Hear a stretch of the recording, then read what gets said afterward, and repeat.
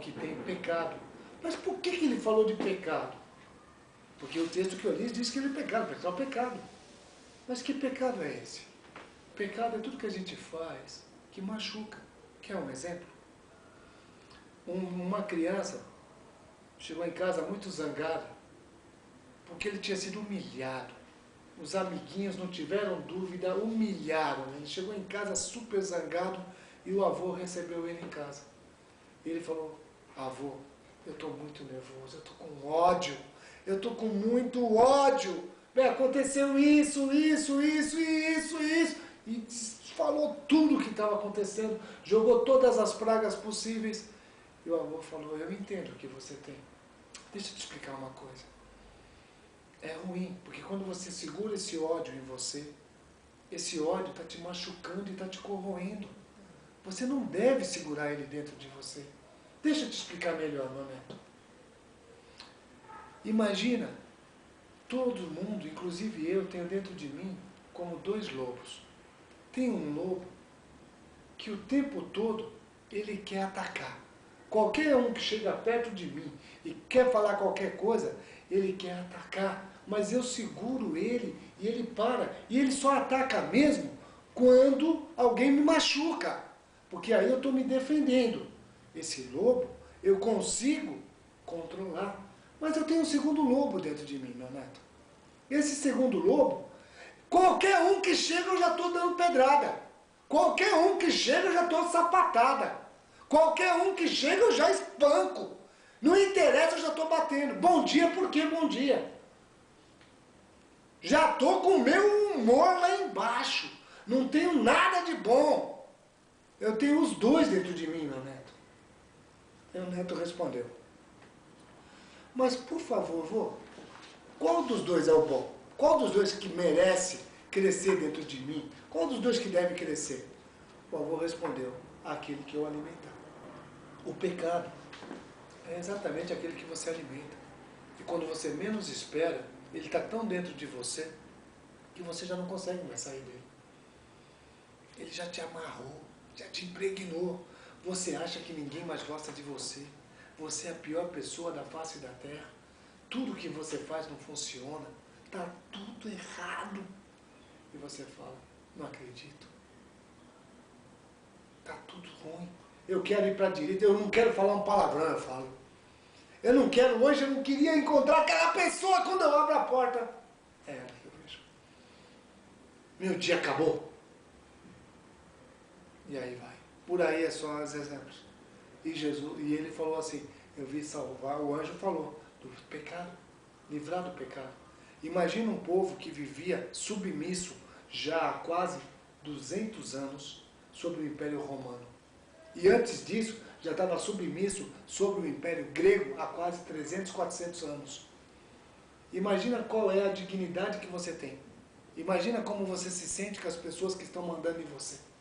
Herodes Agripa, um que era da família, depois eu poderia contar de que família que era, mas era uma das famílias no início, entre Esaú e Jacó. Era o rei deles. Imagina a humilhação que eles passavam. E ele falou: eu vim limpar o pecado. Porque vocês têm que olhar para o caminho certo. Eu vou reconduzir vocês para o caminho da inocência. O que é inocência? Vocês falam: mas você está errado. Então deixa eu explicar uma coisa. Jesus chamou uma criança perto dele e falou assim: se vocês não se tornarem como uma desses pequeninos, não entrarão no reino dos céus. Não fui eu que disse não, foi Jesus. Porque a pergunta dos discípulos era: quem é o maior no reino dos céus? Jesus chamou uma criança e falou: se vocês não forem igual a isso, nem no céu vocês entram. Presta atenção para ver o que é a coisa. Aqui. E o que é Cristo, para mim concluir esse pedacinho da história? E o que é Cristo, que todo mundo fala? Jesus Cristo. Primeiro Jesus, vamos entender? Jesus é uma mistura de latim com grego. Erra quem fala outra coisa. Jesus é uma mistura de latim com grego de uma palavra hebraica que se chama Yeshua, que se traduzido significa o livro de Josué. de Jesus seria Josué. Se você pegasse na tradução do hebraico, que a tradução dele é Josué, Deus salva. E o que é Cristo, que todo mundo fala? O que significa Cristo? Também é uma palavra, só que essa não é latim, não. Porque o latim, na verdade, existe um erro. A igreja mudou para o latim, mas antes da Vulgata, era o grego que imperava. A segunda língua foi o latim. A primeira língua era o grego. Mesmo os romanos não falavam o romanês, falava o grego, que era a língua cotidiana de todo mundo, para se conversar. E a segunda palavra, de Cristo, que significa Meshiá. Meshiá significa ungido. Aquele que foi ungido. Nos dias de hoje, a gente não dá mais conta do que significa ungido. Mas ungido significa separado. É aquele que foi colocado para fazer diferença. Meshiá. Ele foi separado. E o anjo não teve dúvida. Vem Jesus. E na sequência do texto, Meshiá. E depois ele completa no texto seguinte, Emanuel, que significa Deus conosco.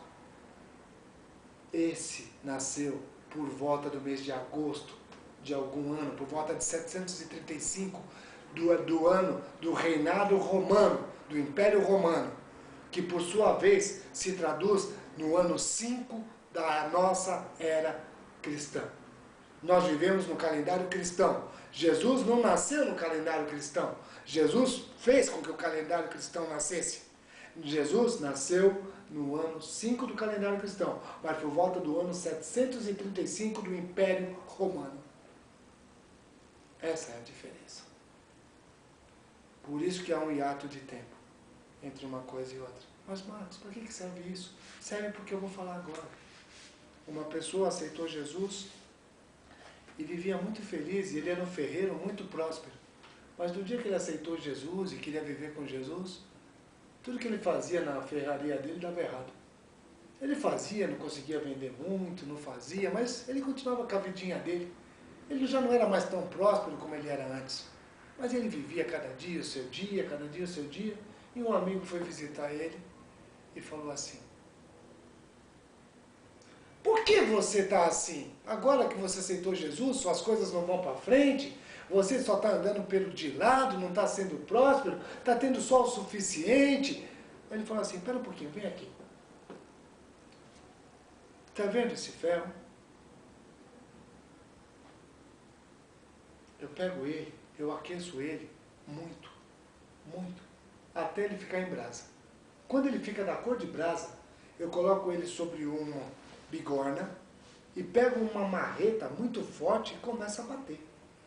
E bato, e bato, e bato, e bato, e bato. E quando eu acho que está razoável que eu bati, eu enfio na urina, que é a água, na urina, enfio.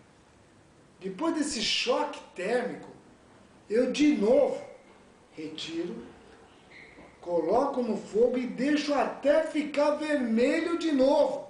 E coloco de novo na bigorna e pego uma marreta e vou batendo. Só que nessa hora, normalmente, uma quantidade enorme que eu estou fazendo começa a rachar. Eu vejo trincas. E eu sei que a têmpera desse material não foi bem feita. E aí eu sou obrigado a pegar esse material e colocar ali na entrada. Você já viu quando eu entro? Tem um monte de ali de errado. O que eu faço são espadas. E a espada tem que ser bem feita, porque senão ela não vai cumprir o seu papel. Eu aprendi uma coisa com Deus.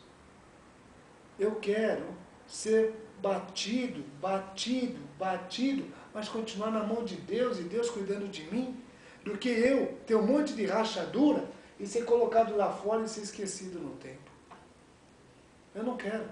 Eu quero estar diante de Deus, passando pelo que eu passo, mas ali, sabendo que Ele está conduzindo a minha vida.